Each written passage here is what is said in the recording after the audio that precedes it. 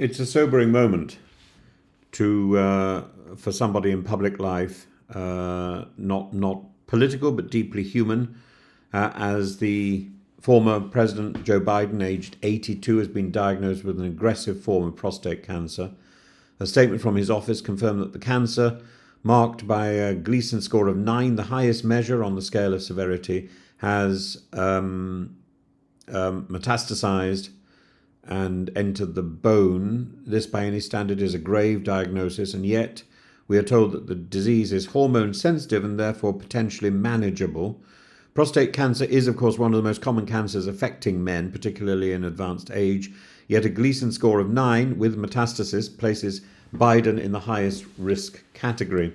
The prostate nodule was detected after he presented with urinary symptoms, a common sign and tragically one that is sometimes ignored or minimized until the disease has progressed. For those unfamiliar, the Gleason system grades prostate cancer cells on a scale of 1 to 5, with 2 grades added together to produce a score. A score of 9, that's 4 plus 5 or 5 plus 4, signifies that the cells are highly abnormal and likely to spread rapidly. In Biden's case, the cancer has already reached the bones, a painful and dangerous progression. However, there is a crucial medical caveat. The cancer is hormone sensitive. This means the tumor cells rely on male hormones, primarily testosterone, to grow, and therefore androgen deprivation therapy, often coupled with more advanced treatments, can slow progression, relieve symptoms, and extend life, sometimes significantly. It's not a cure, but it's not a sentence either.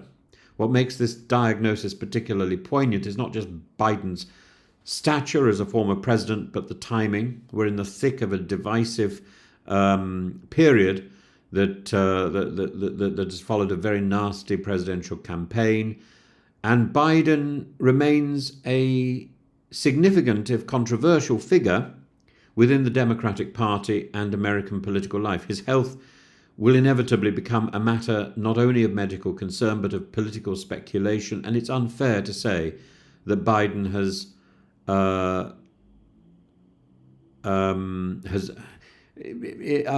Biden has long presented himself as a symbol of resilience, a man who buried 2 children, who overcame a near fatal aneurysm in the 1980s, who stumbled, faltered, and rose again, including after bruising electoral defeat. His very brand, if one may call it that, is about carrying burdens and enduring, about going on.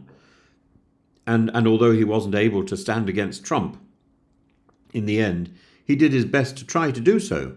And he's been mocked and vilified by the Republicans, or by Trump, by the MAGA group, for stumbling and for faltering, and indeed calls from his own side to step down. His office's statement was clear, specific, and medically precise, not merely a courtesy but a political necessity. In the wake of Donald Trump's disclosures and the conspiracies that swirled around Hillary Clinton's health, the Biden camp understands that transparency, even in the face of mortality, is the only defensible course of action. American history is replete with presidents concealing their ailments, from Franklin Roosevelt's paralysis to Kennedy's Addison's disease to Reagan's early signs of cognitive decline, which are, of course, paralleled in the stories about Biden stumbling on the steps and his wife trying to conceal his difficulties with recollection and so on, his need for scripts. Biden's openness marks a new chapter, therefore, in political candor, or perhaps simply reflects that post-presidency there is less to lose. Some people will respond with sympathy, others will calculate. It would be naive to acknowledge that illness in public figures often becomes ammunition or deflection in political discourse. Yet there is still something admirable about a leader facing cancer with quiet dignity and openness rather than spectacle.